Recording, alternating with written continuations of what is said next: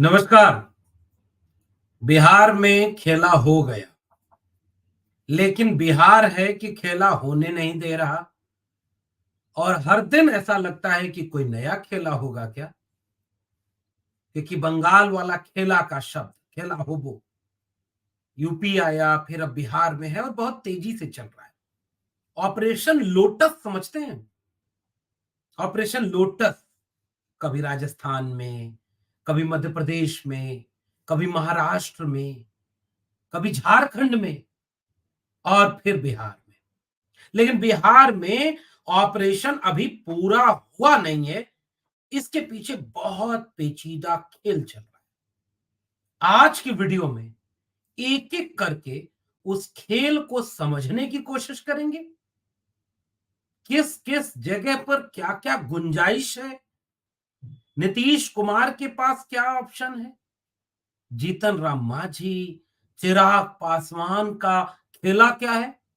और तेजस्वी यादव क्या कर रहे हैं? आज इस पूरी वीडियो में एक-एक करके समझने की कोशिश करेंगे कि बिहार में किस दिशा में कैसे खेला होने जा रहा है। तो स्वागत है आप सबका 4 पीएम न्यूज़ नेटवर्क पर। मैं हूं डॉक्टर लक्ष्मण यादव। बिहार में पिछले दिनों आपने देखा होगा, सुना होगा और अब तक खूब जानकारी आपको मिली होगी कि जो एक अकेला सब पर भारी अब की बार 400 पार। मैं क्यों बार-बार ये याद दिला रहा हूं? ये इसलिए याद दिला रहा हूं कि उनकी मीडिया और उनके लोग कहते हैं कि वो तो अब एक तरफा चुनाव जीत रहे हैं और मंदिर जब से बन गया है 22 जनवरी के बाद से तो कोई लड़ाई में ही नहीं है। एकदम एक तरफा बीजेपी जीत रही है। तो उसके सामने सबसे बड़ी चुनौती इस बात को जनता को कैसे समझाएं कि अगर अकेले ही जीत रहे थे तो नीतीश कुमार की जरूरत क्यों पड़ी और नीतीश कुमार को क्यों ले आए? क्यों झारखंड में सरकार गिनाना चाह रहे हैं? अगर हेमंत सोरेन ने विधायकों को गिनवा दिया, राज्यपाल ने वहां पर शपथ क्यों नहीं दिलवाई? क्यों वहां भी खेला करना चाह रहे थे कि सरकार गिर जाए और वहां भी बीजेपी की सरकार बन जाए?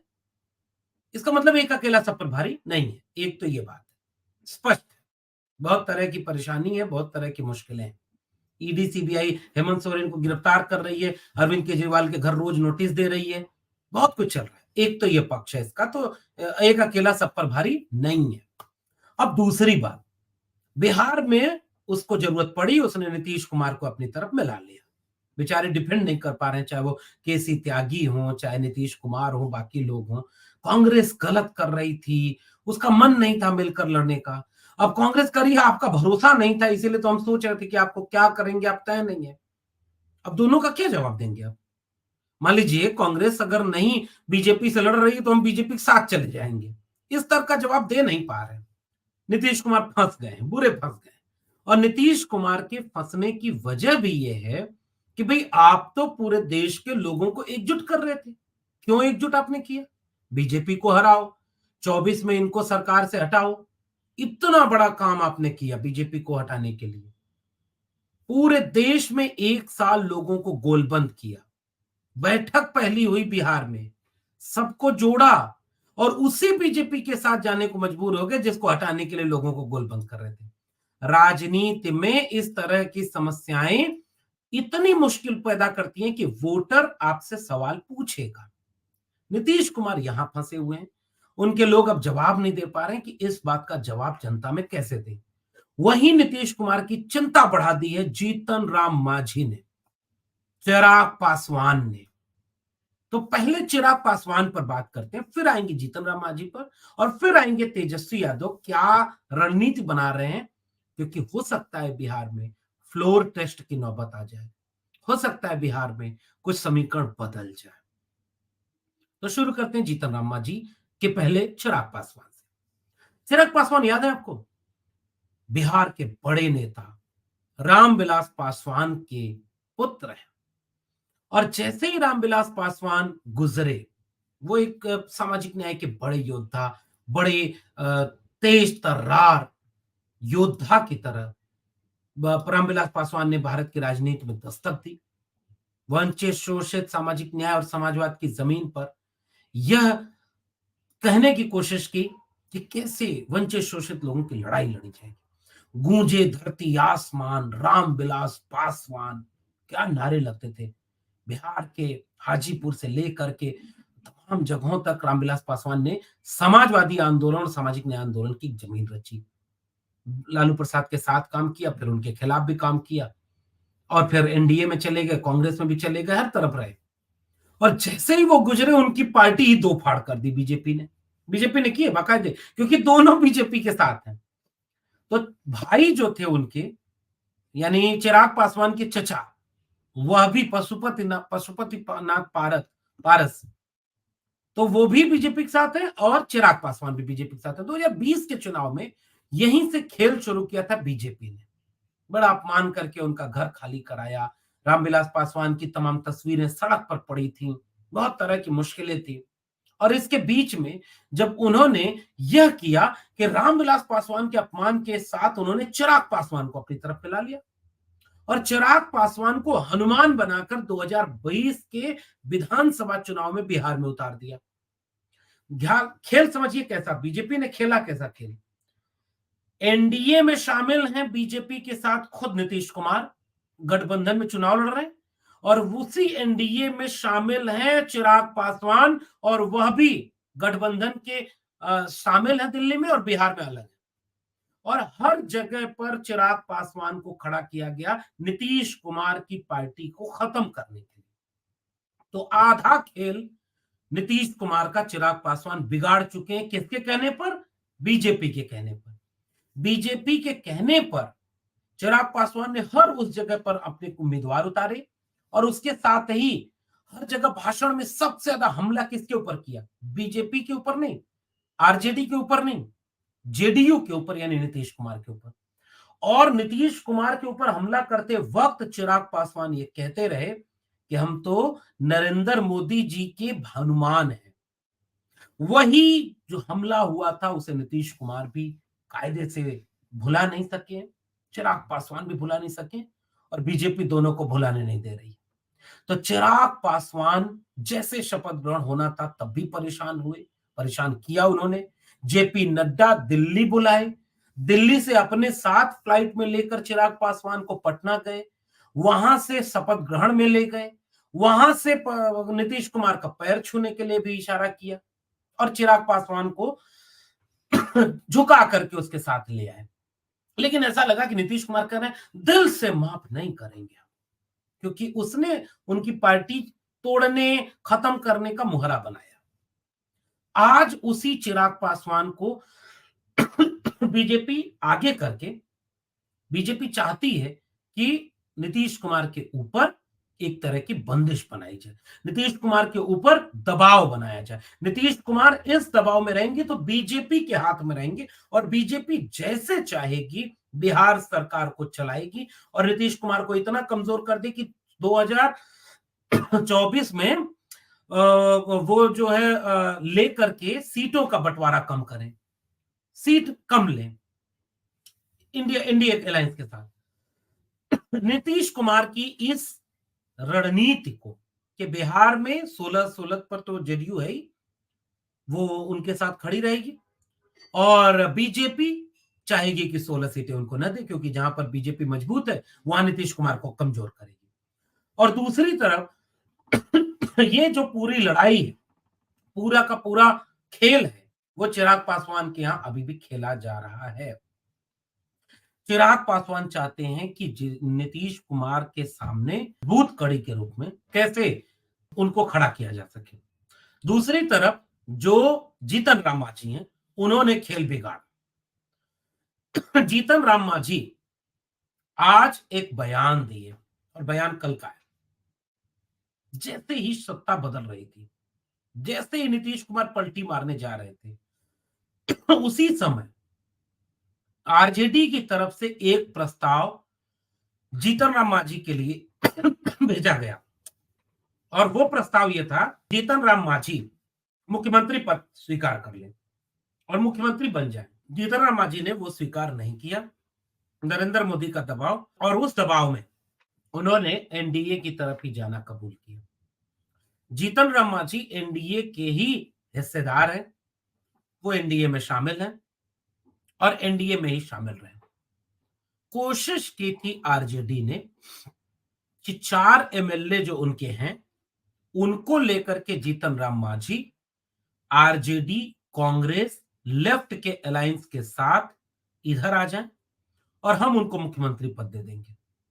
ये प्रस्ताव आया, मीडिया में खूब चला। इसको उन्होंने ठुकराया। ठुकराया किस शर्त पर?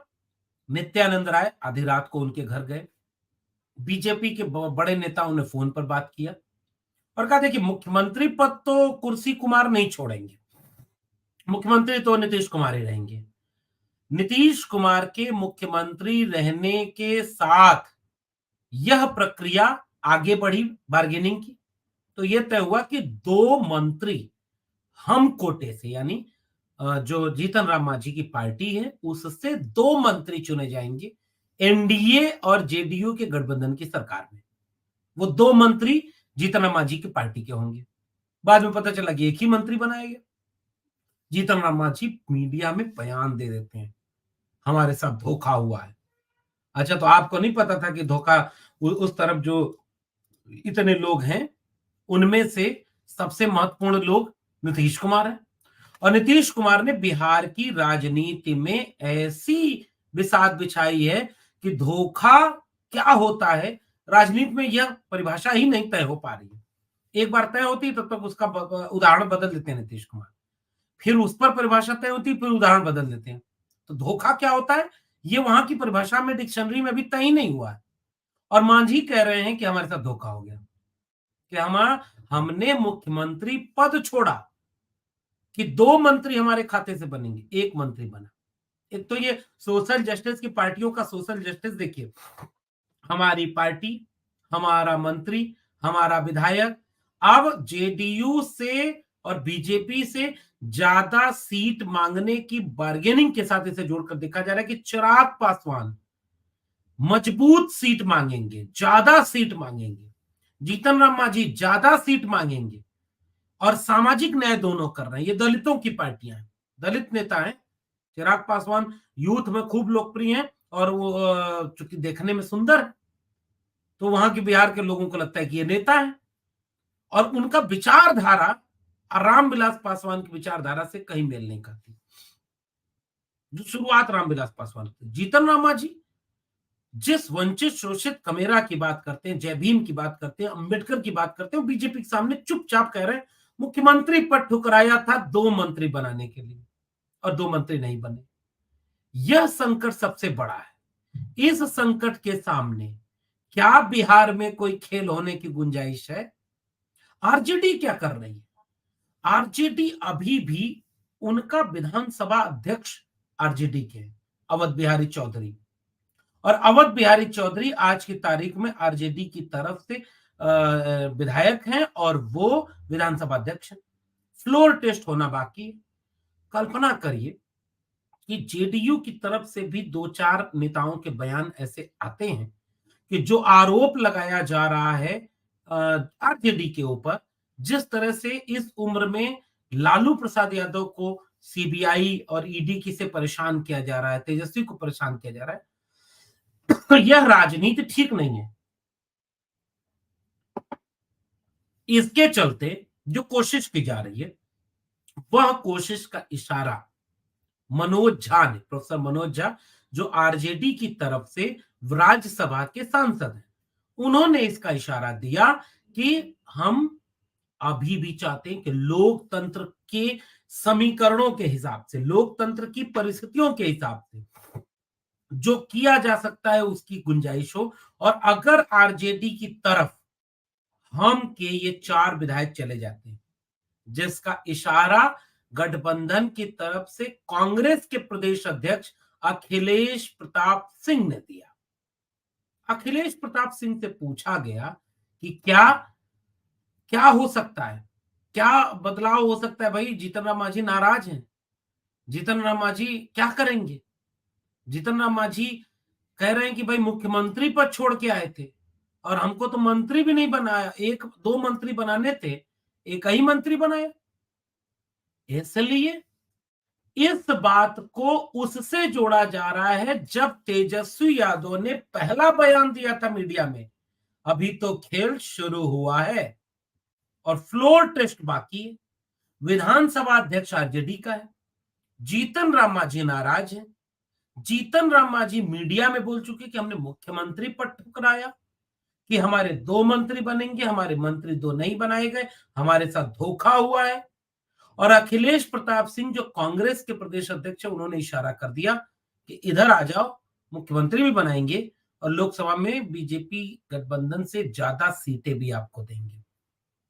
और यह बात जुड़ रही है तेजस्वी यादव के उस बयान से जिसमें तेजस्वी यादव ने कहा कि अभी तो खेल शुरू हुआ है। एक निर्दलीय विधायक, ये आखिरी बात आज की वीडियो की, सुनील सिंह शायद नाम है उनका, निर्दलीय विधायक। और निर्दलीय विधायक एक है जिसका खेल में भूमिका, जिसकी जो पूरी रूपरेखा है, जिसका होना बिहार की राजनीति में कुछ कुछ बदलाव, कुछ कुछ परिस्थितियां और कुछ चीजें ऐसी लाने को तैयार है जिससे तेजस्वी यादव का वो बयान सही साबित होता है कि भैया अभी तो खेल शुरू हुआ है। और इस चीज को लेकर के बिहार की राजनीति पर बारीक नजर बनाए रखनी होगी। नीतीश कुमार को बीजेपी कहीं से अब आगे बढ़ने नहीं देना चाहती। बड़ी मुश्किल से बीजेपी के नेताओं को यह बात समझाया गया कि शेर अकेला भारी नहीं है। राम मंदिर बन जाने मात्र से बिहार में बीजेपी मजबूत नहीं हो पाई, इसलिए नीतीश कुमार को तोड़ना जरूरी है, नीतीश कुमार को अपने साथ लाना जरूरी है, नीतीश कुमार को मुख्यमंत्री बनाना जरूरी है।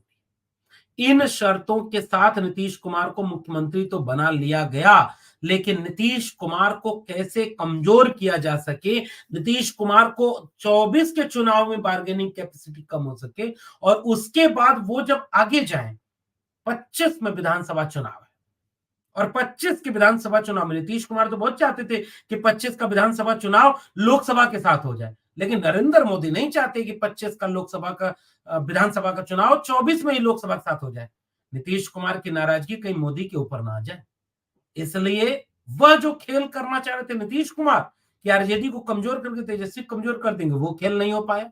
और इधर जीतन राम मांझी नाराज हो गए, इधर कांग्रेस की तरफ से उनको ऑफर हो गया और इधर अभी विधानसभा में फ्लोर टेस्ट होना बाकी है। अगर विधायकों की संख्या बढ़ा करके 120, 21, 22 तक भी आरजेडी पहुंचने में कामयाब हो गई तो बिहार में खेल हो जाएगा।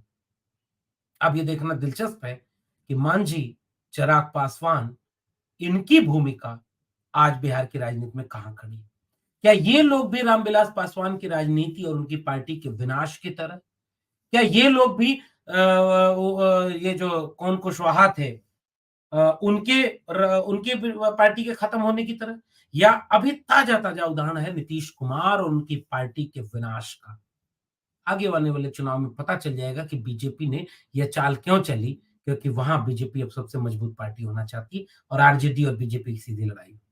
अगर ये बात नीतीश कुमार, जीतन राम मांझी और चिराग समझेंगे तो शायद खेल हो जाएगा। आपका क्या मानना है नीचे कमेंट बॉक्स में बताइएगा। फिर मिलेंगे किसी और विशेषण के साथ, तब तक के लिए बहुत बहुत धन्यवाद।